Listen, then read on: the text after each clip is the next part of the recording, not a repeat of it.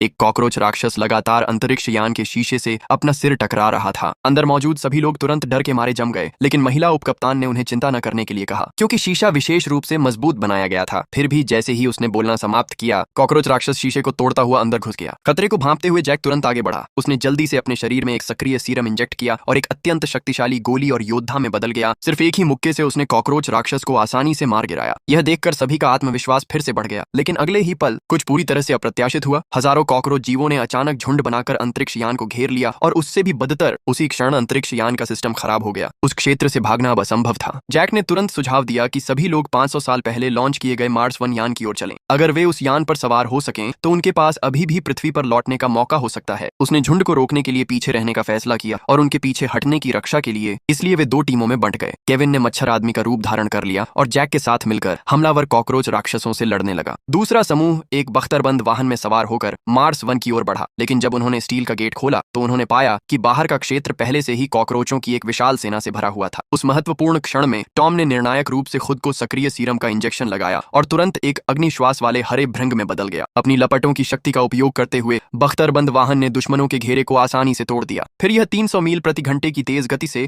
Mars 1 यान की ओर बढ़ा, लेकिन अगले ही पल मंगल ग्रह की सतह पर अचानक एक विशाल काली सुनामी उमड़ पड़ी। जब उन्होंने करीब से देखा तो उन्हें एहसास हुआ कि यह अनगिनत कॉकरोचों द्वारा एक साथ मिलकर बनाई गई एक भयानक लहर थी। उस समय टॉम अपनी सीमा तक पहुंच चुका था। 2 लड़कियों ने बहादुरी से स्वेच्छा से खुद को आगे बढ़ाया। उन्होंने जल्दी से अपने शरीर में सक्रिय सीरम का इंजेक्शन लगाया और 2 खूबसूरत कीट योद्धाओं में बदल गईं। उनकी रक्षा क्षमता अविश्वसनीय रूप से उच्च थी और कवच से लैस थी। आश्चर्यजनक रूप से दोनों लड़कियों के शामिल होने से युद्ध में थका हुआ टॉम फिर से ऊर्जावान हो गया और उसने प्रकाश से भी तेज लपटों का एक और विस्फोट किया। हालांकि कीड़ों की यह नई लहर स्पष्ट रूप से बड़ी और घनी थी। हालांकि उन तीनों ने अपनी पूरी ताकत से लड़ाई लड़ी, बख्तरबंद वाहन जो टूट गया था तीव्र झटकों के कारण अपना संतुलन खो बैठा। अंदर मौजूद सभी लोग बेहोश हो गए। उसी क्षण बेकाबू वाहन ने अचानक ऑटो पायलट चालू कर दिया और दूर चला गया। शेष 3 कॉकरोच सेना से घिरे हुए वीरतापूर्वक मारे गए।